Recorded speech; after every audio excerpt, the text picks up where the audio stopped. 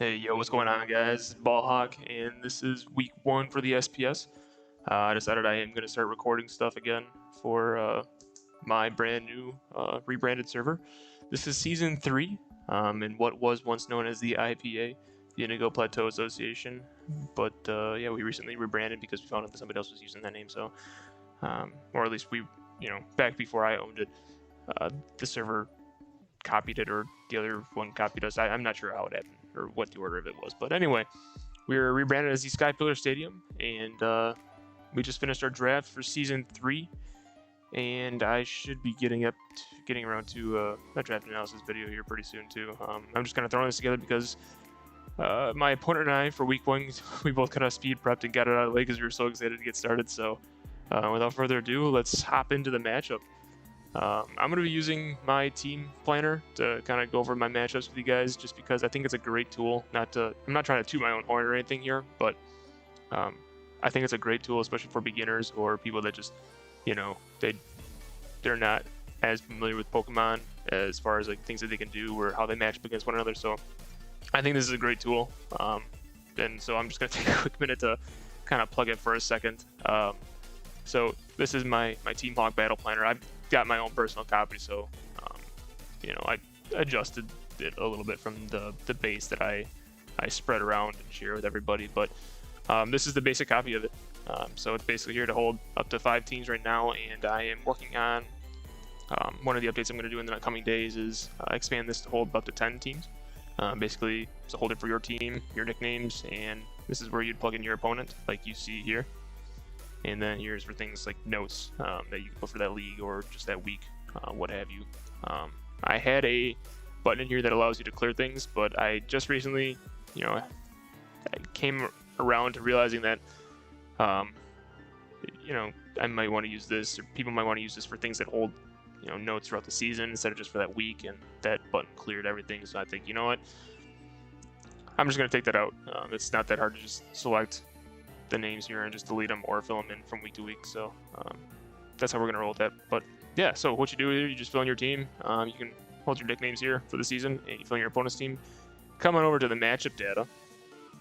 Here you're gonna click to see which matchup you want to view of those teams over there, and I want to look at my Sky Pillar sit down matchup. So let's quick sort this up by speed real quick.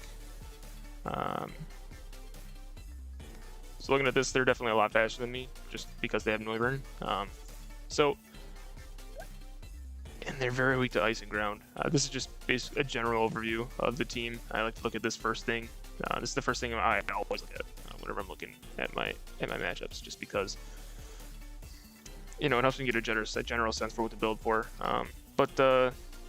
Yeah, just looking at their weak to ice, weak to ground. That bodes well for Darmanitan, and I don't really have an ice type attacker, so mainly going to be spamming ground. I thought about bringing Sandslash for a moment, maybe just spamming, sorry, it's my dog in the background. I thought about bringing Sandslash, maybe spamming spikes and just hazards in general, and threatening with earthquakes from him and rock attacks, but I opted to go against that.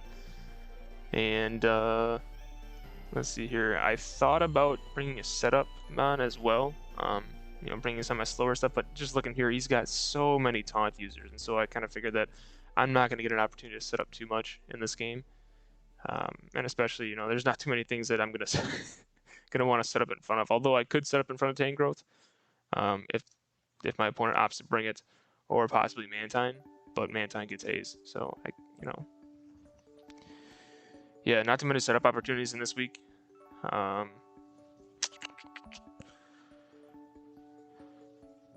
there's not a whole lot else. I mean, this is general moves section, shows you where you and your opponents have certain moves that would be of interest. And then come down to the speed section. Here's our base speed here.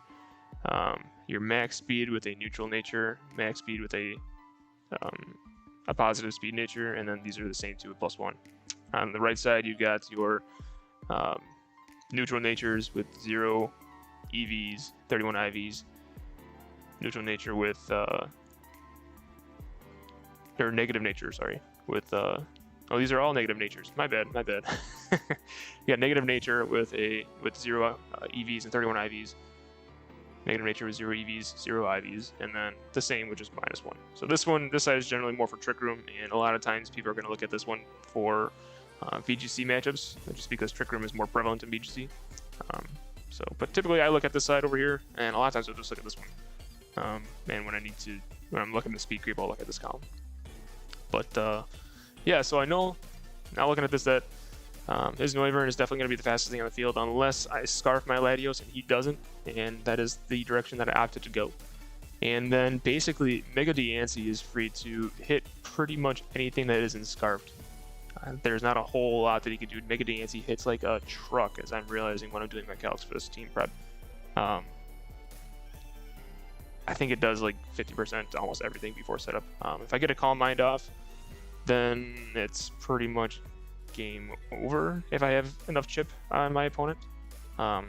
So I've never used Mega Diancie before, so I'm really excited to see what this thing can do. Same with Latios. Like this entire team, the only one that I think I've used before is Liepard. That's the only thing, my last pick. Yeah, so I'm excited to see what these things can do. Let's hop in. So I think this is enough from the team builder. I generally use this one to see, I'll usually just look at these numbers over here to see what generally my opponent is weakest to as far as what side of offense I should go, whether it's more special geared or physically geared, and then look to see what his main breakers are. His or her main breakers, sorry. But yeah, and then delete that, and it goes back to the order that they were filled in with. So that's my team planner. This is what I use for prepping with all my matches. And then, by the way, if you want to help yourself build the draft, you come on over here and your draft HQ. It'll help you fill in your team here. You can put in your budget amount in this equation here, and then fill out your team. It'll populate everything to show you what you got. You got a little checklist here for draft basics, something that I think was helpful, and I wish I would have had when I started out. And then it'll basically show you everything that the team planner did. When you're looking at matchups, it'll show you your stats, and you can sort them by speed, which is what I typically like to do, just to be able to keep a closer eye on my speed tiers while I'm drafting. It'll show you your average for all your stats. It'll show you your type chart, what you're weak to, and the type count, how many types you have of that, or how many Pokemon you have of each specific type here. This is good to see general type overlaps or things that you might have overlooked. And then this is basically just hazards, hazard removal, healing cleric, and momentum utility moves. Not nearly as expansive as the matchup data page, but yeah, this is the matchup planner. This is the basics of what I use for my draft leagues, and I built this, and I've been spreading it around, and it's free to use. I'm not charging anything for it. This is I think it's something that every draft player needs. It's something that I think is invaluable to the building process because it's so daunting when you're starting out, especially. But yeah, it's a powerful tool if I say so myself. And feel free to make a copy of it. I'll link it into the description. And yeah, it's completely free to use. There's no catch, no nothing. Just hop in and make a copy of it for yourself and go from there and make it your own. So yeah, let's go and see what team. We'll take a look at the team that I brought. By the way, I got to give another shout out to my man Goblin. He's in the Skypillar Stadium, and if you're not familiar with him, he is a phenomenal graphic design artist, and a fellow coach in our league as well. He went ahead and did all of the logos for the Skypillar Stadium, the main one and the individual division logos that we're using, and he gave me hooked me up with a sweet rebrand logo here as well. I recently went by the Indiana Screamers, just now rebranded to the Hinterland Woodhammers, and this looks sick. I gotta say, he's slamming down the logo like a big old wood hammer. That's pretty sweet. But anyway, let's actually get into the team here. So first off, I'm bringing again, by the way, these nicknames need some work. As I was building for this, I did not anticipate battling as soon as we did, so I was not quite ready for unveiling the nickname, so a lot of these may change. But yeah, this nickname game needs some work. But starting off, we've got Frisky Finn. I don't like that one at all. That one's definitely changing. Frisky Finn, the Milotic, holding the Flame Orb with the Marvel Scale. And we're going to go with Scald, Haze, Recover, Toxic, and 144 HP, max defense, bold nature, and a little bit extra into speed and special defense. This is going to be our Mega Aggron check. Mega Aggron scares the living hell out of me in this matchup. Like there's nothing that I could do to just like straight up knock it out, outright. Like no matter what, even a +2 Mega Diancie barely gets it. After one, it's like a guaranteed 2-hit KO, but it's only doing like 70 to 80%. So yeah, Mega Aggron is definitely scary in this matchup, and it just has a great matchup against me. So I need to play carefully around that, and I need to make sure that if I get stuck in a situation where I allow them to just sit their Mega Aggron in front of me and let's say get a couple Iron Defenses off, an Iron Defense Body Press Rest Talk set could be very, very detrimental to me winning this week. So I need to play it safe, and basically whenever Mega Aggron comes out, I will be switching out into Milotic like almost 100% of the time, just to be able to tank the hit, recover, and haze away any Iron Defenses that they may use, and Scald them, but hopefully potentially get a burn to cripple it. So that's Frisky Finn, and I'm going to skip over to this side now and go over another nickname that desperately needs to change, in Coughed. This name definitely needs to be updated. I'm not sure what I was thinking with. I guess Coughed, yeah, the sickness we've all been dealing with, I guess, trying times. But anyway, this is Coughed. Nickname will change. We're going to go with Leftovers, the Mummy ability, and we're going to give it Psychic Hex, Will-O-Wisp, and Pain Split. Max HP, 64 defense, 192 in special defense with the Calm Nature. This is just here to soak up hits, pretty much, and make sure that a Rest Talk Calm, or a Iron Defense Rest Talk Body Press Mega Aggron does not sweep me. One thing that this will do, I was actually opting to go for like a Nasty Plot Shadow Ball Psychic set, just because that would put a lot of pressure on him as well. And I think it would do something like 2-hit KO Megron after +2, and a lot of other things. But I opted to go with this just because this would give me a little more longevity. I think it's going to be, I don't want to make myself too frail, and I think having something that I can reliably switch into without really paying for it too much is going to be very crucial in this match. So having Frisky Finn and Coughed here helps me out a lot. And I opted to go for Psychic just for coverage, because Psychic does so much to the rest of his team after Mega Aggron is gone. Like, after Aggron is gone, Latios can just outright win with Psychic. Having Nidoking, Infernape, I forget what else they have, but yeah, they've got a lot of Psychic weaknesses that can easily take advantage once I get rid of Mega Aggron. So we're going with Psychic as the coverage move, and then we're going to go with Hex, Will-O-Wisp, and Pain Split. Pain Split is there just to, stick around as long as possible.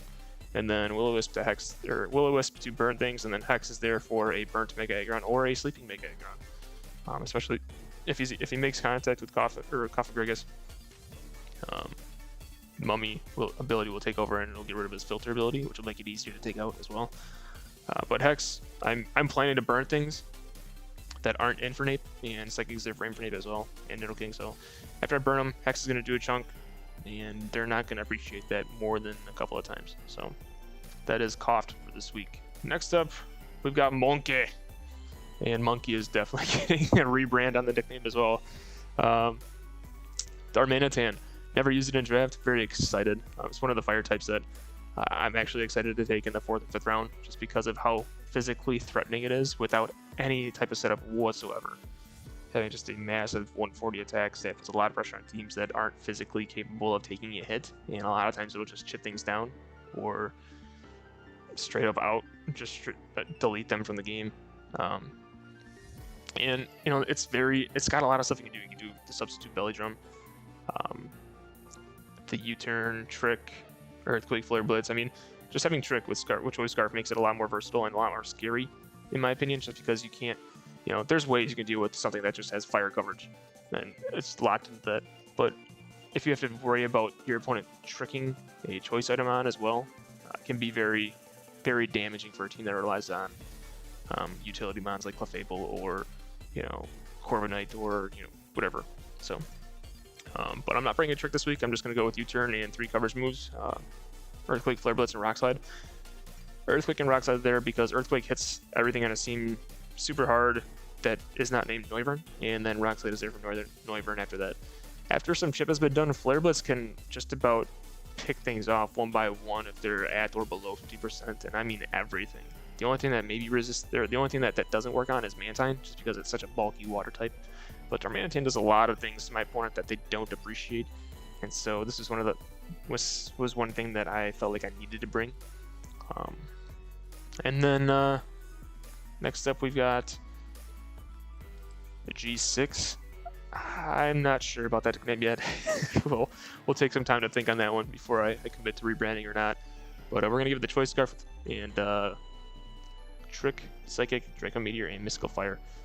Trick is there for the same reasons that we talked about Trick on Monkey the last time there, just to cripple things that don't appreciate it. And Psychic is there for Psychic and Draco Meteor for strong special stab. Psychic does a hell of a lot of damage to everything, and Draco Meteor hits things that aren't named Clefable super hard as well.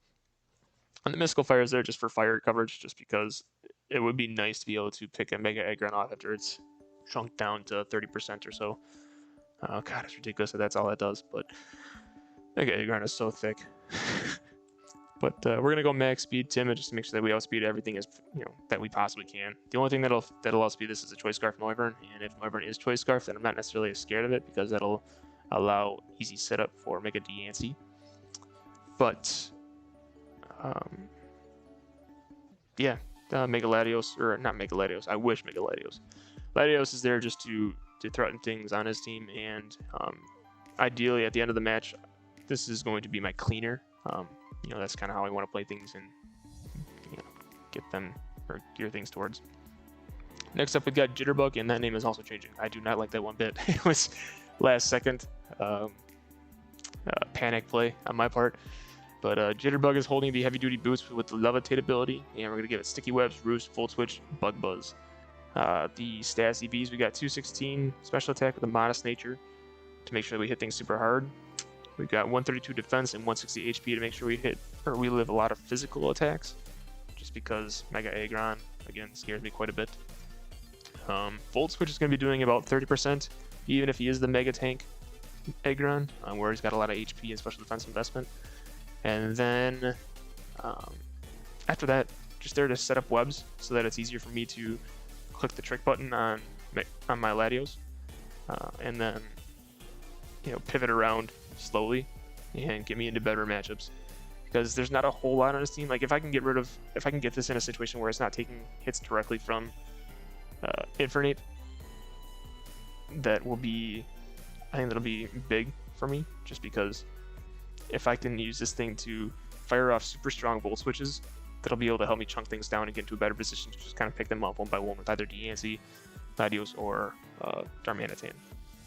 And then lastly, that brings us to the Avril Lavigne reference that I will not be changing. Be Your Girlfriend. This is my first round pick, Mega Diancie at number 4 overall, and she's going to be the focal point of the Woodhammers this season. I am super excited about this Mega. This is one of the top Megas in my opinion. I think it's top 3 or 4, right next to Scizor and Gallade in my opinion. And I've wanted to try this for a long time. It's just never lined up for me. Ideally, what I wanted to do is the core that would have been so broken. Was I wanted Mega Diancie, Corviknight, and either Garchomp or Zygarde, or Gliscor, but they were all sniped for me after I took Mega Diancie. So understandably so, they're all first or second round pick worthy right now. But we got Mega Diancie, and she is going to be. My goal is to make her the kill leader this season. That'd be pretty cool. She's definitely capable of it. She hits like a truck, like in every way possible. As I'm finding out doing all these calcs, preparing for this match. Like 160 base attack, 160 base special attack, and 110 speed. Like, there's not too many things in the game that can say that they have that. And just having the magic bounce ability to like even further bolster my hazard game. Like, my team, when you look at it on paper, is so threatening with hazards, and you know, not only can I set my own, but I can block my opponent from setting up theirs with magic bounce. That's kind of annoying. like I would hate to have to deal with that. So, not something that I actually initially planned out, but it's just the way it worked out, and I'm really happy with the way that it panned out. But Mega Dancy's there to double dance with a Rock Polish or Calm Mind or both, and if I'm able to set up a couple of Calm Minds, it could be game over. Depending on the chip, even one might be the end of it. So then we got Earth Power and Moonblast for stab. If they don't bring Noivern, Earth Power is free on everything, or Mantine. And then Moonblast hits everything that isn't named Mega Aggron as well. So Ground Fairy has great coverage this week. The Stab Fairy and the super effective ground on just about everything. So and then we're gonna go with Modest and 248 speed. We're just 1 point below Raichu, but what that'll do is it'll let us know that if the Raichu is max speed or not.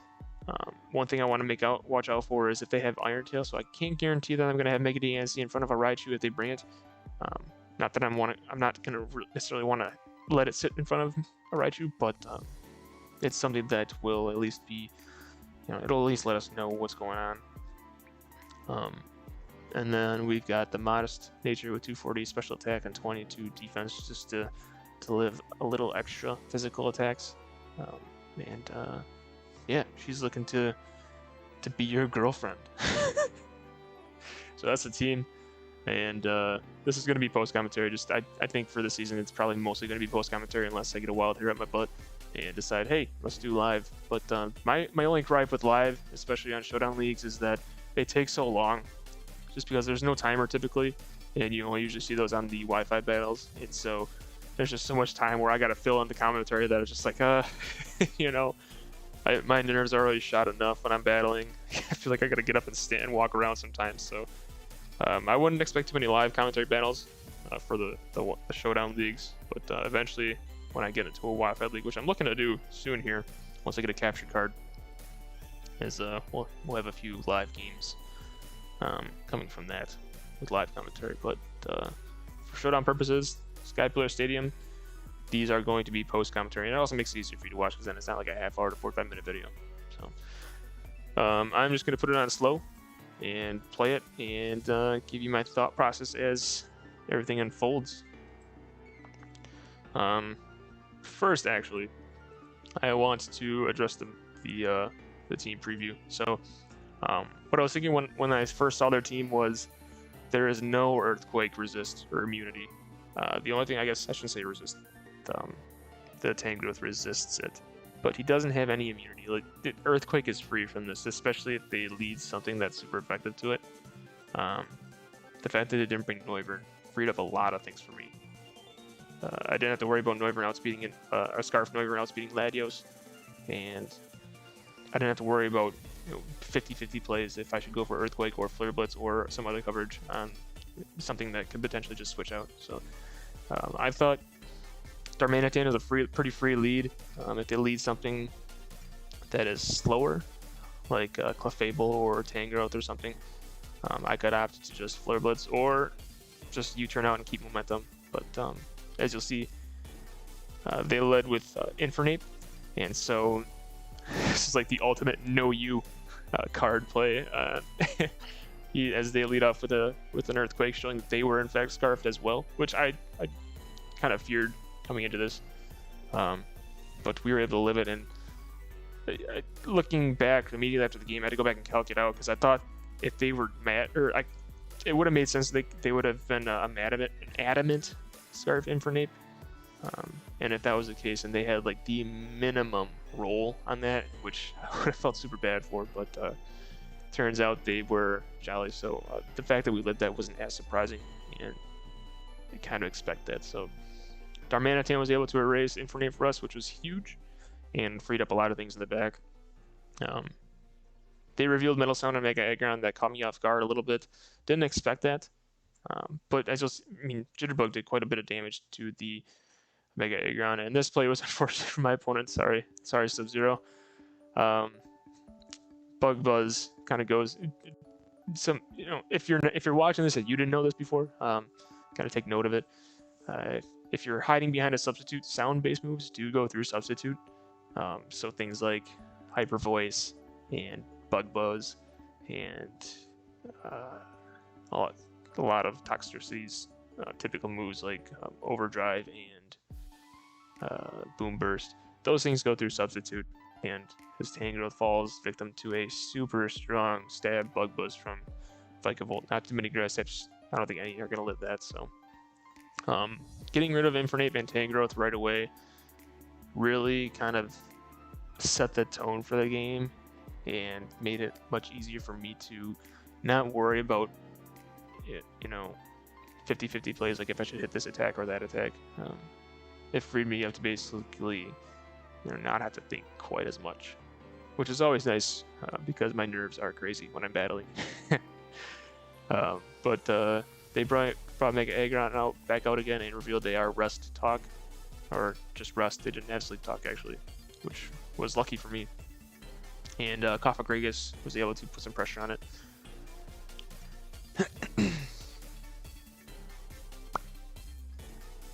Milotic did some decent amount of damage to that Raichu, which was nice for the end game, and being able to switch into Vikavolt for his Raichu is pretty nice as well. And that's so the reason why that Volt switch is so big on Mega Aggron is because I'm gonna pause it here as well. Oh, they were Sleep Talk.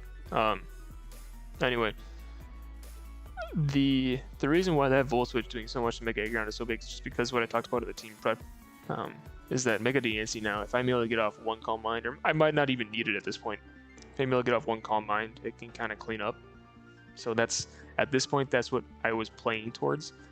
And I thought about using Flare Blitz here with Darmanitan. However, I thought the probability of them switching out was pretty likely. And that's just something that I don't necessarily need to Flare Blitz this as well. An Earthquake from Darmanitan can just as easily clean up late in the game. So I thought it would probably be better to keep Darmanitan around, especially since right now, aside from my Latios, this is the fastest thing. Like, Darmanitan is faster than anything on my opponent's team at this point. So I opted to go for the U-turn here, just to preserve Darmanitan and keep up the momentum as well. Which they switched out in Mew, so I got some nice chip on Mew there as well, with some super effective damage. So that was pretty nice as well. And then at this point, I wasn't that worried of anything from Mew, just because I'm faster than it. I can get up a Calm Mind, and then if they have to go for a Steel type move, they're not going to do enough to make a DNC to stop me from either living it and knocking it out next turn, or just setting it up. And so that was a pretty safe setup opportunity there for Mega DNC, which is what I was looking for after getting rid of Tangrowth and Infernape. And then at this point, it's just Mega DNC doing what it does. It's got an astronomical special attack stat, and so at this point, all he has are special type moves that can't really touch Mega DNC. So it's just a free cleanup for Mega DNC. So very fun battle for me. Again, it's unfortunate that Subzero wasn't aware of the sound moves going through substitute. Had they known about that, I think this battle would have gone a lot differently, and it probably would have been a lot closer just because Tangrowth and Infernape, well, maybe mainly Tangrowth, walled quite a bit of things on my team that weren't named Darmanitan and Vikavolt. So I think we got a little bit lucky there, but we definitely, the fact that they didn't bring Noivern was pretty nice as well. Just I think we did a good job. I did a good job of keeping up the momentum with Vikavolt this game, and Darmanitan, and pivoting out when I needed to, and I think I did a good job assessing when to set up with Mega DNC and not doing it prematurely like what I've done many times in the past. So starting off the season on a high note, we are 1-0 with a +6 differential. and looking forward to week 2 next week. So thanks for tuning in, and stick around for more SkyPlayer Stadium content. All right, guys. Peace.